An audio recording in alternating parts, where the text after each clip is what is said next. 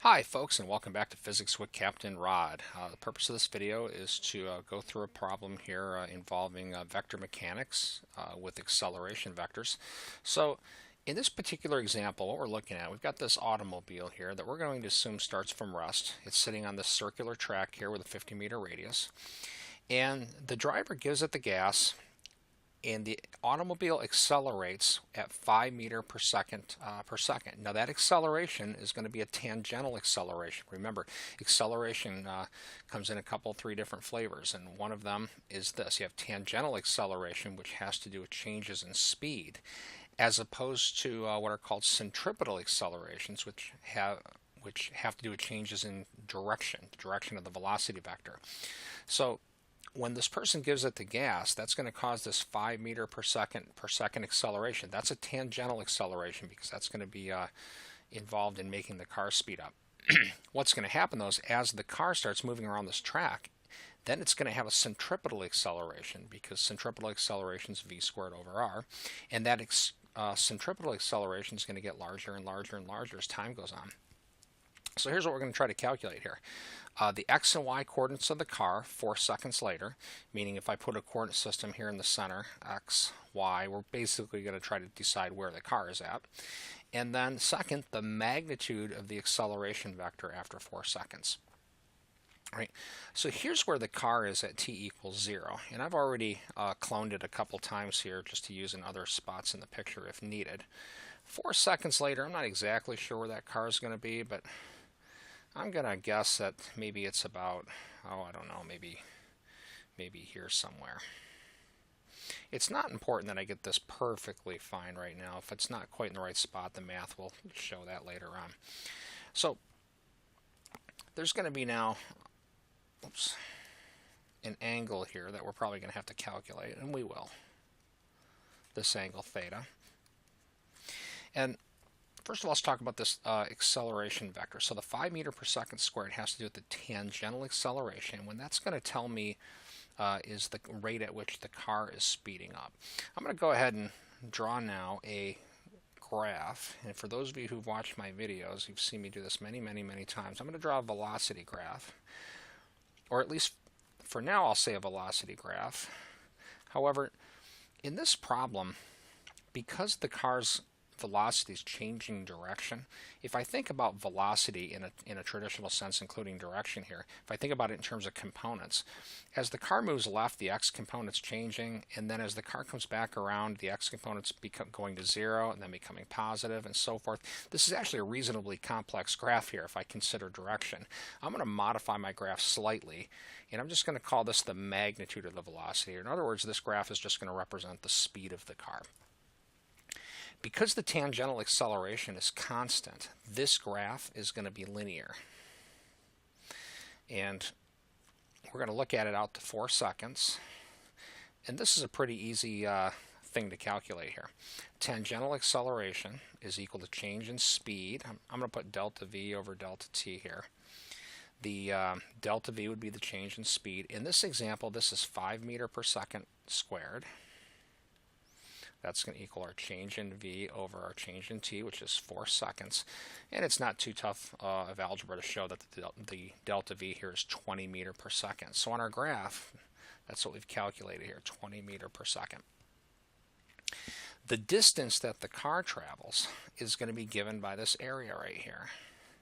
And because that's a triangle, that area can be calculated by 1/2 the base times the height. Oops, I see I'm going right through my little toy car there. 1/2 the base, 4 seconds, times the height, 20 meters per second. And out of that comes, let's see, 2 times 20, 40 meters. All right, so now we're getting somewhere. So now we know that this car's traveled a distance of 40 meters. Now, I'll try to figure out where that puts us on the circle. What I've calculated now is this distance along this path. And I can figure out where we're at in what quadrant. Or actually, I think what I'll do is go by angle here. I can now calculate this angle because this interior angle in radians is defined as the ratio of the arc length divided by the radius. So in this example, that would be d over 50. 50 meters. And the distance here is 40 meters. And what I get out of that is 0.8, or about 0.8 radians. It's real easy to convert that to degrees. Remember, there's 360 degrees and 2 pi radians. So let's see what I get out of that. I get about 57 degrees here. So this angle right here, 57 degrees. And I guess actually I put it in a pretty reasonable spot there. Pretty good guess. All right. Next, we're going to talk about calculating the acceleration vector. I need a little bit of room, so I'm going to go ahead and get rid of this. If you need it, you can always go backwards on the video and take a look at it.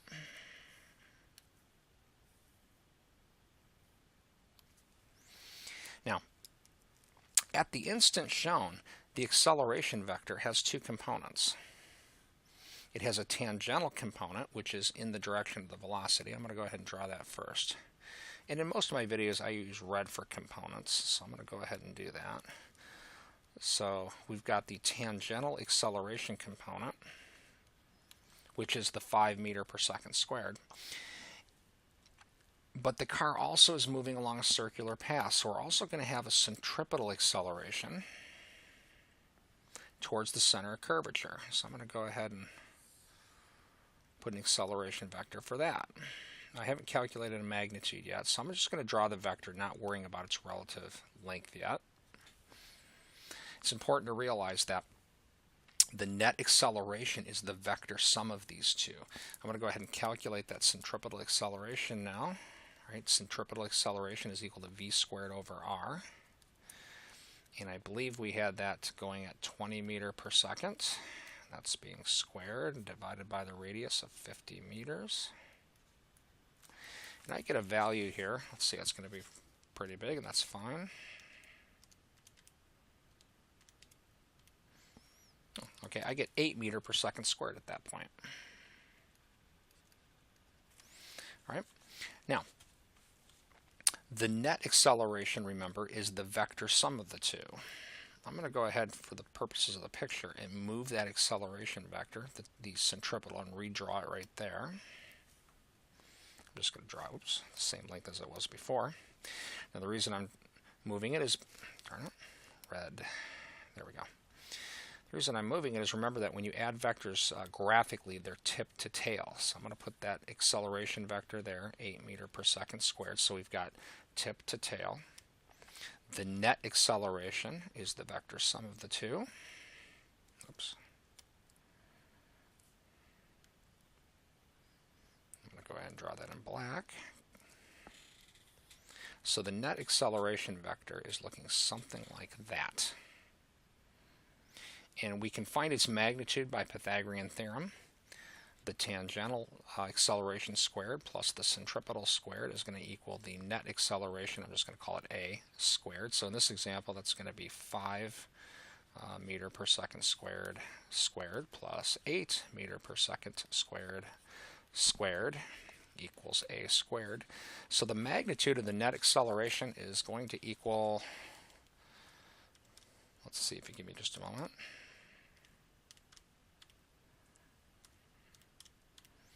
I get about 9.4 out of that, about 9.4 meters per second squared.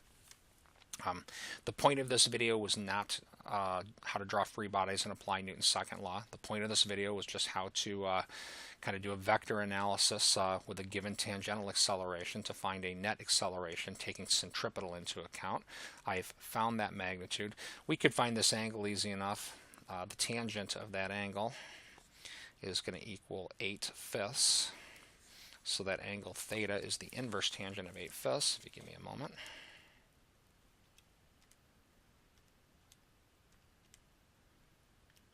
I get about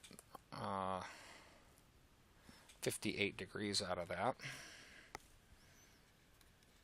Now I know that looks curiously close to this. These are really unrelated here. These don't really have anything to do with one another. Had this been a much higher tangential acceleration, this value here I'm sure would be significantly different than that. So about 58 degrees from the velocity direction. As far as a free body diagram is concerned, now if we think about the forces acting on this car, in this picture the normal force would be acting straight up at us, the gravitational force would be heading away, and then the frictional force, which would be responsible for both of these accelerations, the frictional force must be in this direction, assuming this was a nice level road, in the direction of this acceleration vector.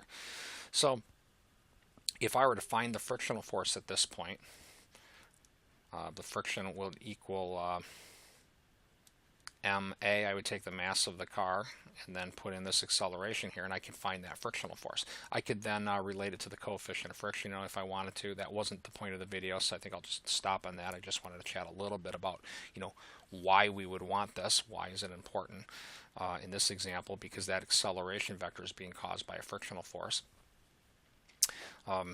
Anyway, I think I'll just stop that there. Hope this video helps demonstrate how to relate tangential, centripetal, and net accelerations. Have a great day.